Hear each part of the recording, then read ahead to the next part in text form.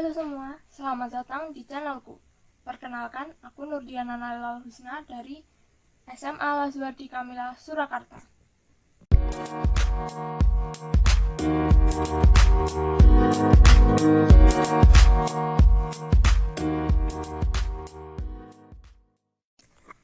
Kali ini, aku akan membahas tentang permasalahan di masa kini yang bisa diselesaikan dengan pengetahuan sejarah.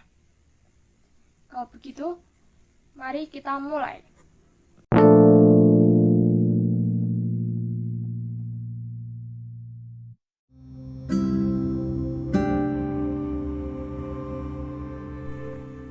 Indonesia merupakan negara kepulauan yang dikenal banyak orang karena budaya, ras, suku, dan bahasanya yang beragam.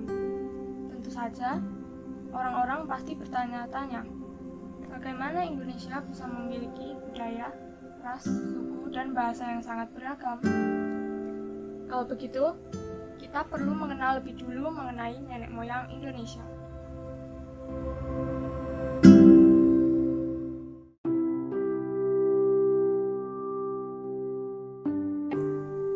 Nenek moyang Indonesia berasal dari berbagai tempat di dunia. Bahkan ada yang berasal dari Indonesia sendiri. Ada beberapa teori yang menjelaskan tentang asal-usul nenek moyang Indonesia menurut para ahli sejarah. Di antaranya, ada teori Yunan, teori Nusantara, teori out of Taiwan, dan teori out of Afrika yang menjelaskan bahwa nenek moyang Indonesia ada yang berasal dari Yunan, Cina, Indonesia sendiri, Taiwan, bahkan sampai ada yang dari Afrika. Sementara, para ahli sejarah yang mengusulkan teori tersebut ada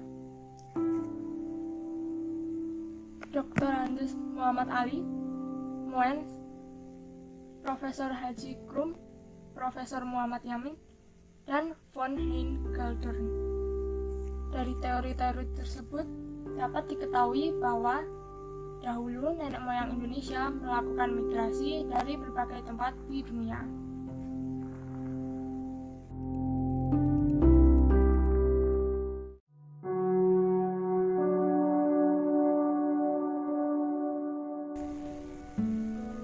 Karena hal itu, Indonesia memiliki budaya, ras, suku, dan bahasa yang sangat beragam. Tercatat, ada sekitar 7.240 budaya, 4 ras, 1.340 suku, dan 700 bahasa yang terdapat di Indonesia. Keberagaman itu yang menjadikan Indonesia mempunyai daya tarik tersendiri di mata dunia.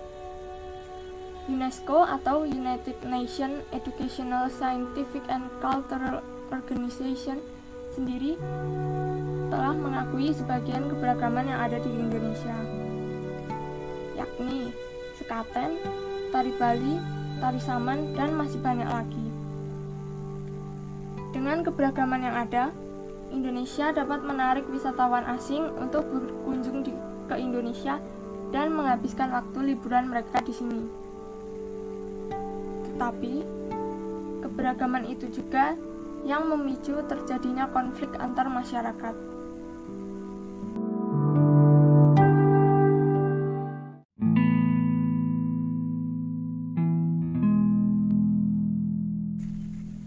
Maka, dibuatlah Bhinneka Tunggal Ika yang mengajarkan untuk saling menghormati dan menghargai budaya, ras, suku, dan bahasa satu sama lain.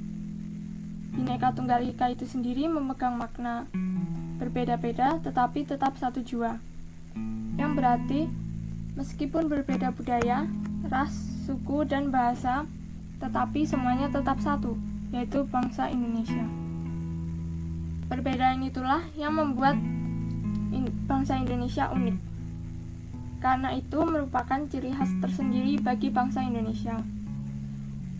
Walaupun konflik antar masyarakat akibat perbedaan budaya, ras, suku, dan bahasa bisa sedikit diatasi dengan Bhinneka Tunggal Ika, namun masih ada banyak hal yang masih belum terselesaikan.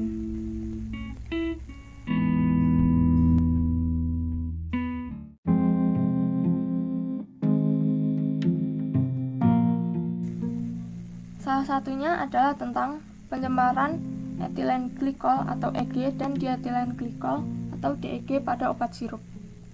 Mungkin dari berita dan pemberitahuan BPOM atau Badan Pengawas Obat dan Makanan yang beredar, masalah tentang obat sirup telah diselesaikan oleh pemerintah. Akan tetapi, sampai sekarang masyarakat masih waspada ketika ingin membeli obat sirup untuk anak-anak mereka. Kewaspadaan tentang obat sirup masih mengusik mereka, terutama saat ke dokter untuk berobat dan ke apotek. Pihak tenaga kesehatan masih ada yang belum berani meresepkan obat sirup kepada para pasien. Sekalipun diberi obat sirup, masyarakat tidak yakin apakah obat itu aman atau tidak. Ujungnya, mereka malah memberi obat puyer, tablet, ataupun herbal kepada anak mereka.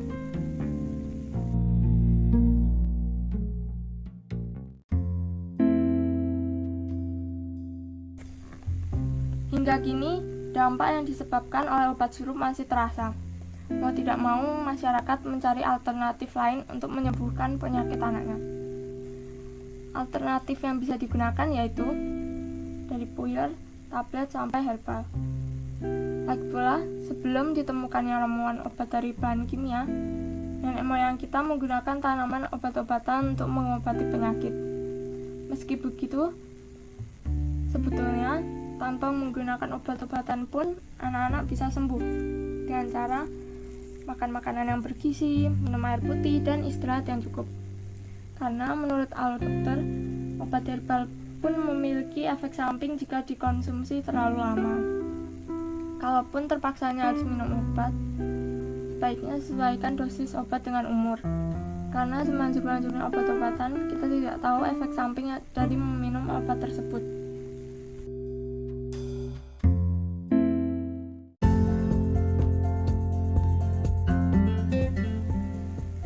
Pada akhirnya, bukankah lebih baik mencegah daripada mengobati? Sehingga waktu yang seharusnya bisa digunakan untuk melakukan hal yang bermanfaat tidak terbuang percuma karena sakit. Dari pembahasan tersebut bisa disimpulkan bahwa ternyata nenek moyang Indonesia datang dari seluruh penjuru dunia, dan dari situlah asal keberagaman yang dimiliki oleh Indonesia. Walaupun kaya akan keberagamannya, tetapi Indonesia tidak luput dari berbagai macam permasalahan. Salah satunya adalah tentang masalah tercemarnya obat sirup. Semoga dengan adanya permasalahan ini, orang-orang lebih menyadari untuk menjaga kesehatan mereka dan menjadi lebih waspada saat akan meminum obat-obatan.